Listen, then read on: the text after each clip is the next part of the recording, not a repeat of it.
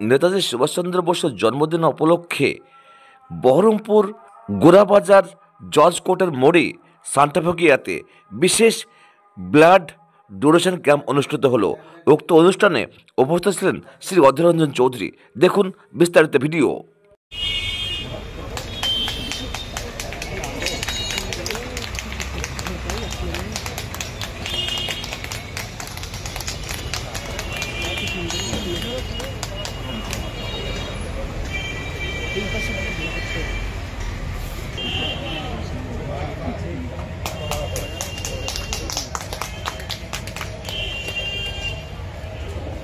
এবার আমাদের দিদি কোকিলা বেগম মহাশয়া সভাপতি চৌধুরীকে বরণ করলেন। এরপর গোবিন্দদা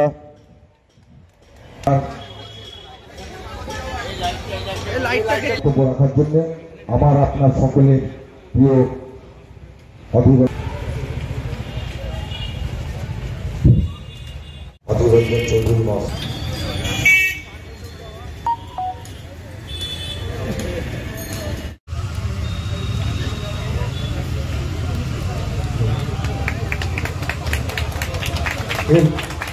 দারুণ ভোটের পর্ব শেষ হলো।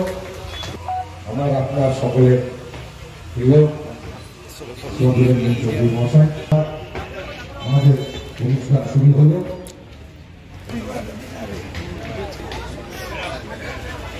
যারা এসছেন সদস্য থেকে শুরু করে আসন গ্রহণ করার জন্য এবার আরো কিছু আমাদের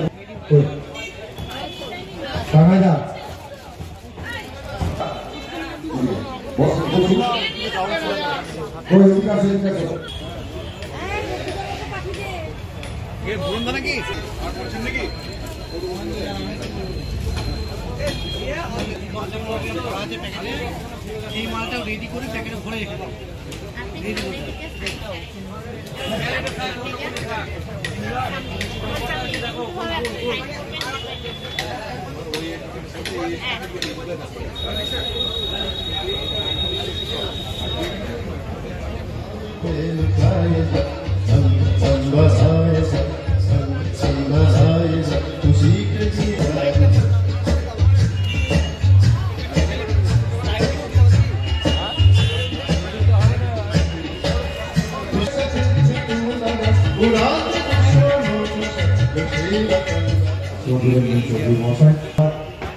আমাদের অনুষ্ঠান শুরু হলো।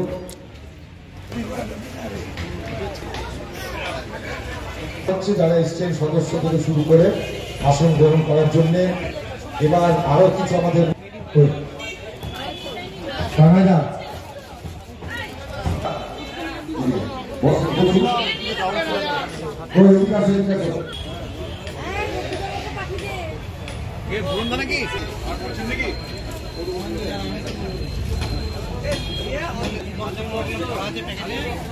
এই মালটা রেডি করে প্যাকেটে ভরে রেখে দাও।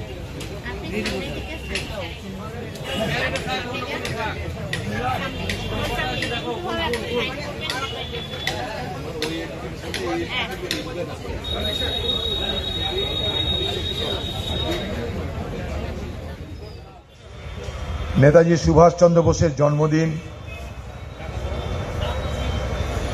তাই সারা ভারতবর্ষ জুড়ে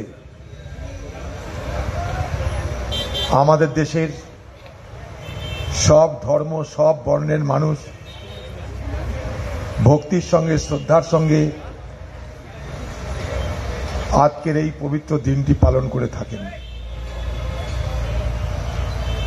সান্টাফোকিয়া ক্লাব তারাও তাদের সীমাবদ্ধ ক্ষমতায় আজকের এই পবিত্র দিনটিকে স্মরণীয় করে রাখার জন্য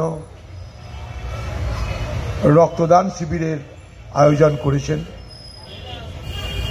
তাদের এই উদ্যোগ প্রশংসার যোগ্য। তাই যারা এই উদ্যোগ গ্রহণ করেছেন আমি তাদেরকে অভিনন্দন জানাই,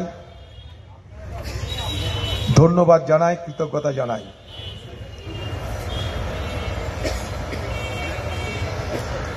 ভারতবর্ষের সর্বস্তরের মানুষ সবাই মনে প্রাণে বিশ্বাস করে যে সেদিন নেতাজির মতন বীর পুরুষরা না থাকলে আমাদের দেশের স্বাধীনতার অর্জন হতো না। একদিকে মহাত্মা গান্ধী, সেই সঙ্গে নেতাজি সুভাষচন্দ্র বোস, বাকি ভারতবর্ষের বিপ্লবীরা এইভাবেই, সেদিনের স্বাধীনতা সংগ্রামীরা এইভাবেই আমাদের দেশে পূজিত হয়। এই দেশকে স্বাধীন করবার জন্য একদিন নেতাজিকে বিদেশে পাড়ি দিতে হয়েছিল, আমরা সবাই তা জানি। বাংলার মানুষ যে যেখানে আছে, নেতাজির ইতিহাস কারো অজানা নেই। কিন্তু সেদিনের সেই উদ্যোগ ভারতবর্ষের বুকে আছড়ে পড়েছিল স্বাধীনতার বার্তা নিয়ে। সেই স্বাধীনতার বার্তায় আমরা দেখলাম আসমুদ্র হিমাচলের মানুষ উদ্বেলিত হয়েছিল। একদিকে মহাত্মা গান্ধীর আহ্বানে ভারত ছাড়ো আন্দোলন, আরেকদিকে নেতাজি সুভাষচন্দ্রের আহ্বান দিল্লি চলো। সেদিন এই ভারত ছাড়ো আন্দোলন এবং দিল্লি চলো, এই দুই অভিযান ভারতবর্ষ থেকে ব্রিটিশকে উৎখাত করতে বাধ্য করেছিল, উৎখাত হতে বাধ্য হয়েছিল। আজও আমরা যখন আন্দামানে যাই তখন দেখতে পাই যে আন্দামান দ্বীপের একটি অংশের নাম স্বদেশ দ্বীপ, আন্দামান নিকোবরের আরেকটা অংশের নাম স্বরাজ দ্বীপ। আন্দামানের যেটা মূল শহর, রাজধানী পোর্ট ব্লেয়ার, ভারতবর্ষের প্রথম স্বাধীনতার পতাকা নেতাজি সুভাষচন্দ্র বোসের উদ্যোগে সেই পোর্ট ব্লেয়ারে উত্তোলিত হয়েছিল। সেদিন নেতাজি সুভাষচন্দ্র বোস আন্দামানের নাম দিয়েছিলেন শহীদ দ্বীপ। তারপর তিনি গেছিলেন নিকোবর, সেই নিকোবরের নাম দিয়েছিলেন স্বরাজ দ্বীপ। কখনো আন্দামান নিকোবর আপনারা গেলে দেখতে পাবেন সেই আন্দামানের সেলুলার জেল, যে সেলুলার জেলে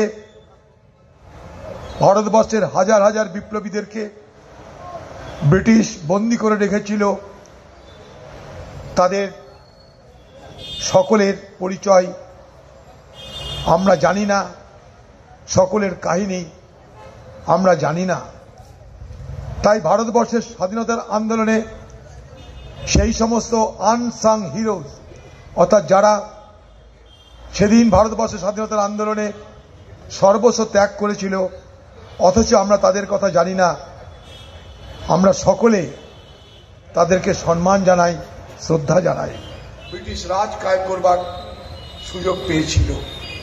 সেদিন ভারতবর্ষের মানুষকে ব্রিটিশ বুঝিয়েছিল, তোমরা বিজ্ঞান জানো না, তোমরা আধুনিকতা জানো না, তাই আমরা তোমাদেরকে স্বাধীন করবার দায়িত্ব নিয়ে এই দখল করা ব্রিটিশের সাম্রাজ্যবাদ বিস্তারের পিছনে ব্রিটিশের কর্তব্য প্রমাণ করবার মানুষকে বোঝাতে সক্ষম হয়েছিল যে ব্রিটিশ না থাকলে আমরা এগোতে পারবো না, ব্রিটিশ আমাদেরকে এগিয়ে নিয়ে যাচ্ছে।